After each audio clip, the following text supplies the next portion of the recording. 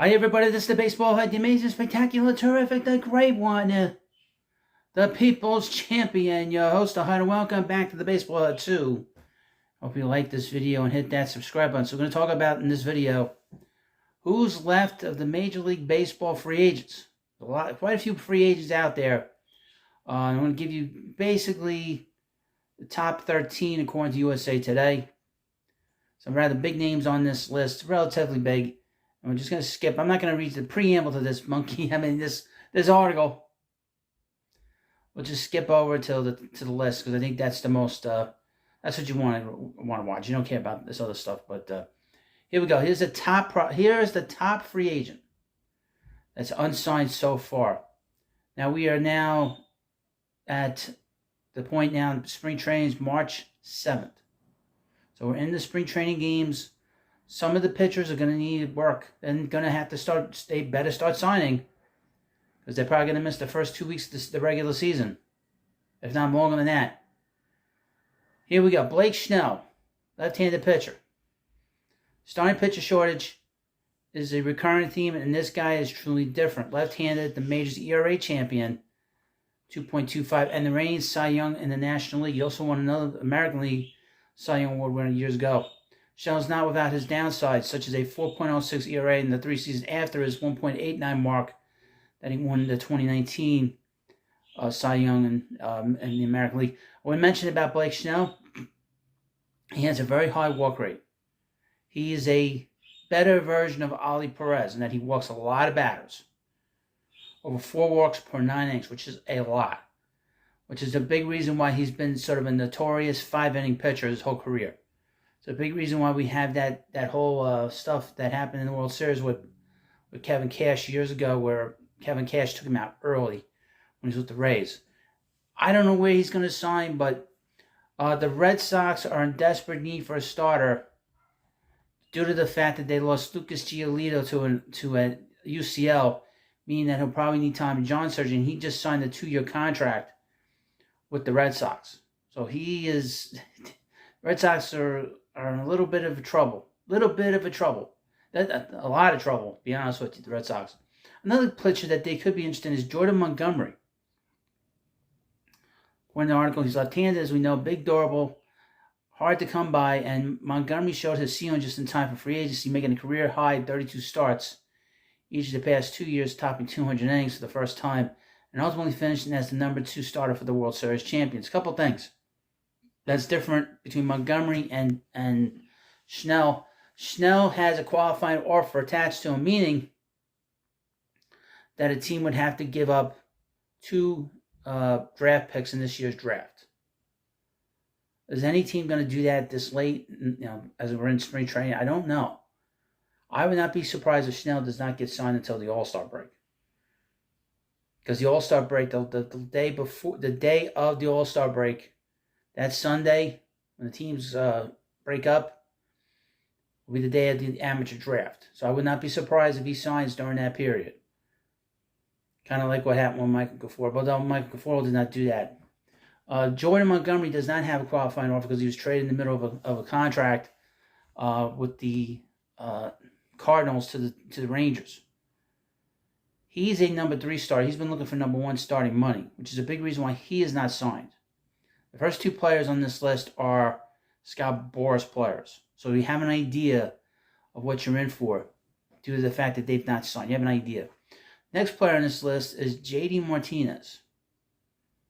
Now, Martinez is 36 years old.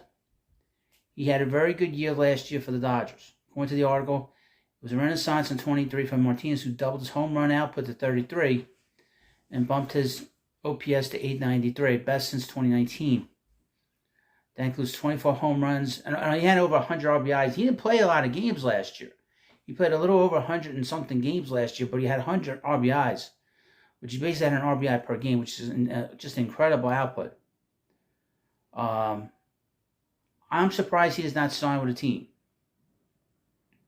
Very, very surprised. Now, the thing about these first 3 players, they're all Scott Boras players.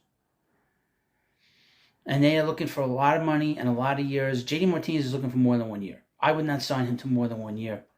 A couple of things. Some of these guys would be of interest to the Mets that the Mets did not have to worry about the luxury tax, meaning that a contract, say for Jordan Montgomery, just to use this as an example, if they assign him to a $25 million contract, say for 1 year, that would cost them about $45-50 million in tax overall. So they don't want to do that. You know, he would be the most obvious move for the Mets right now. And the same thing with Martinez. You want to pay him $15 million, say $16 million, not to pay him $32 million because of the luxury tax the Mets had, the competitive luxury tax, the Cohen tax. I don't think so. Next up is Mike Clevenger, right-handed pitcher. After a 3-injury-racked season that included a domestic violence investigation, Clevenger produced a steady 2023 campaign, making 24 starts, reaching 131 in the third innings, and posting a 3.77 ERA. He's a serviceable righty.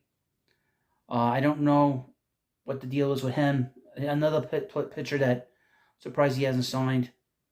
Number 5 on this list is Tommy Pham. We know about Tommy here with the Mets. He is a gamer.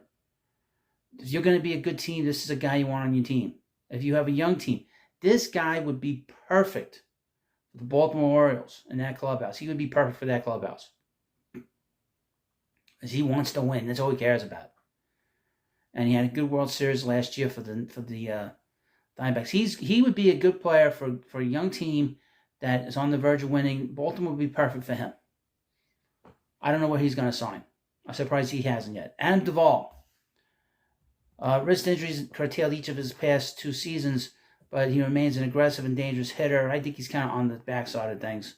Brandon Belt, first baseman. Rumor early on was that he was going to retire then. It seemed like he was going to get picked up by the Mets. But then the Mets signed for a minor league deal. Ji-Man Choi. Brandon Belt still gives you what you want. 19 homers at 369 on-base percentage and 858 OPS with 339 games. A great fit in the right situation, perhaps if a righty DH partner. He's not a bad guy to have in the middle of the lineup, especially against right-handed pitchers. Joey Votto. Where's Joey going to sign? We were hearing a few months ago that the Angels were involved. I would be surprised if he played again. I think he's probably done. I think if you saw him the last few years, you would think that he was probably finished.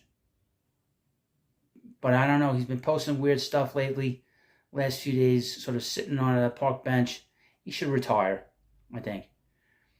Have a chance to get into the Hall of Fame and just retire. He might be a little short on the Hall of Fame numbers, but I don't know. He's probably done. Michael Lorenzen. Now, he pitched a no-hitter for the Phillies, but then he completely collapsed. He completely collapsed after that for the Phillies. He's still out there. Shocked that he's still out there. Shelby Miller's still out there, right-handed pitcher. Neck injury limited him to just 36 appearances, and even that was his most since 2015, and he's an injury issue. Ryan Stanek, surprised he hasn't signed. Yet another Astros reliever, though, one who largely drifted outside the playoff circle of trust. Oh, that's not good either. Donovan Solano, infielder, versatile, but a bit of a stretch of a full-time first baseman due to a lack of power. Solano's 369 on-base percentage, respectable, 26 doubles and 450 plate appearances are pluses. And finally on this list is Michael A. Taylor. Outfield still spectacular enough defensively and with the ability to pop the ball at the yard that his overall offensive deficiencies can be overlooked. Unless the Padres offer him something close to a full-time position, Taylor might have to settle for a 4th outfield job once again. I'll tell you, it's very surprising that some of these players have not signed. I don't know if there's collusion going on in Major League Baseball, but some of these players definitely signed with some team. Blake Snell, I'm surprised he's still out there. Jordan Montgomery, I'm shocked he's still out there. I'm surprised J.D. Martinez is still out there. I'm shocked that Tommy Pham is still out there. You know, I'm surprised a lot of these guys are still out there, sitting there, waiting to be signed. I don't know what the issue is. There's plenty of money in the game. All the big players got big money. But for some reason, these second and third tier guys, they're getting absolutely nothing.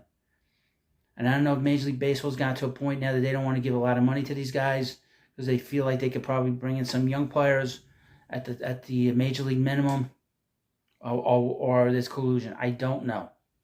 I'm going to assume that they don't want to shell out the cash. I mean, that's That's the most obvious thing. Well, you let me know what you think about this video. And, of course, please subscribe to Baseball Hut 2. And I'll see you later.